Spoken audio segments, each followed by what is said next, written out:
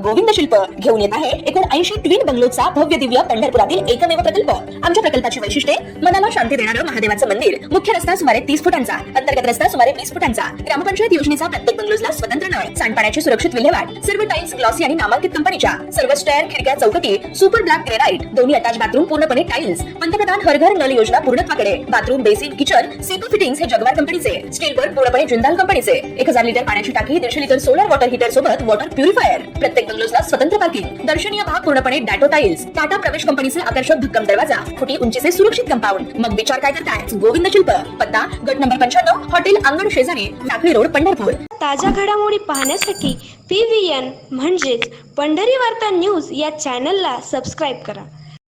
घेतल्याशिवाय राहत नाही, कोण म्हणतो देत नाही, घेतल्याशिवाय राहत नाही। पंढरपुरात आज विविध शेतकरी संघटनांचे कार्यकर्ते, पदाधिकारी आणि शेतकरी चळवळीतील आंदोलनकर्ते यांनी एकत्रित येत पंढरपुरात बैठक घेत ऊस दर संघर्ष समितीची घोषणा केली। साखरेचे दर वाढलेले असताना सरकार साखर आयात करण्याच्या तयारीत आहे, त्याला या बैठकीत जोरदार विरोध करण्यात आला। तर शेतकऱ्यांच्या यंदाच्या हंगामात पहिली उचल काय असावी याबाबत शेतकऱ्यांशी संवाद साधून भूमिका निश्चित केली जाणार आहे। याचबरोबर आगामी सणाच्या पार्श्वभूमीवर शेतकऱ्यांना हप्ता द्यावा आदी मागण्याबाबत या बैठकीत चर्चा करण्यात आली। करण्याऐवजी 3 ऑडिटरची नेमणूक करा आणि 3 ऑडिटर असे असावेत की ते वेगवेगळ्या विभागातील असावेत। महाराष्ट्रात एकूण 6 विभाग आहेत, तर 6 विभागातले 3 ऑडिटर प्रत्येक कारखान्याला, त्या 6 विभागातला कोणताही ऑडिटर घ्या, पण प्रत्येक कारखान्याला त्याचं लेखापरीक्षण चेक करायची जबाबदारी 3 ऑडिटरच्या माध्यमातून झाली पाहिजे। मग कुठेतरी कारखान्याच्या खर्चावर की कारखान्याचं सांगितलं आता चेअरमन, संचालक बॉडी वेगवेगळ्या पद्धतीने कसा खर्च होतो त्याच्यावर कुठेतरी कंट्रोल बसा। दीपक अध्यक्षांनी तशी ही सगळी एकत्र म्हणून बांधलेली, जरी आज शनी महाराज असतील, अध्यक्ष असतील, सगळे वेगवेगळ्या ठिकाणी असतील, पण आम्ही सर्वजण आजही एकमेकाला भावासारखं वागतो, आम्ही एकमेकाचा मान सन्मान करतो। कुठल्या पुढाऱ्यानं, गाव पुढाऱ्यानं, कुठल्या राजकीय आमच्या एखाद्या माणसाला अडचण करायला करतो, आम्ही सगळे त्याच्यावर काय नैसर्गिक सामाजिक संकट आलं तर त्याच्या पाठीमागे उभा राहतो आणि हे आज आम्ही आज करत नाही। पुढल्या महिन्यामध्ये 10 लाख टन साखर आयात होणार आहे, त्यासाठी आपल्याला पूर्ण ताकदीनं त्या ठिकाणी त्याला विरोध करणं गरजेचं आहे।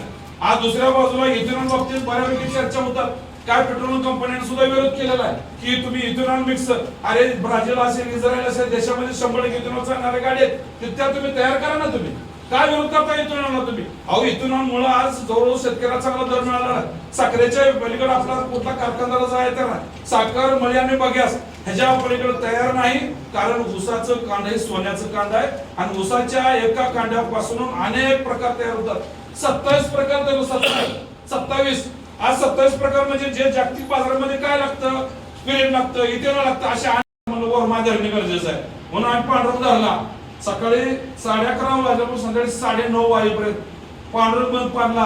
ज्यावेळेस वरल्या नेत्यांनी जेव्हा दबाव आणला तेव्हा त्या ठिकाणी दर जाहीर झाला आणि पांढरून श्रीपूरहून पंढरपूर असतो 10 कारखाने चेअरमन आम्हाला फोन आला की ती किती म्हणतात आम्ही किती, अशा पद्धतीने गेल्या वर्षी मी या वर्षी सगळ्या शेतकऱ्यांप्रमाणे विनंती करणार आहे की आंदोलनाची ठेकी 100% कुटुंबांना पंढरपूर तालुक्यात दूध पडणार आहे आणि ऊसाचा दर या सोलापूर जिल्ह्याला हा पंढरपूर तालुकाच मिळून देणार या ठिकाणी।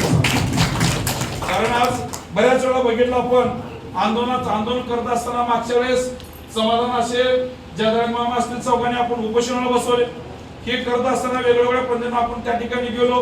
पहिल्यांदा आपण मला वाटतं सीताराम कारखाना झाला, त्या ठिकाणी डिपार्टमेंट आलं होतं, 100 कार्यकर्ते, 200 पोलीस होती।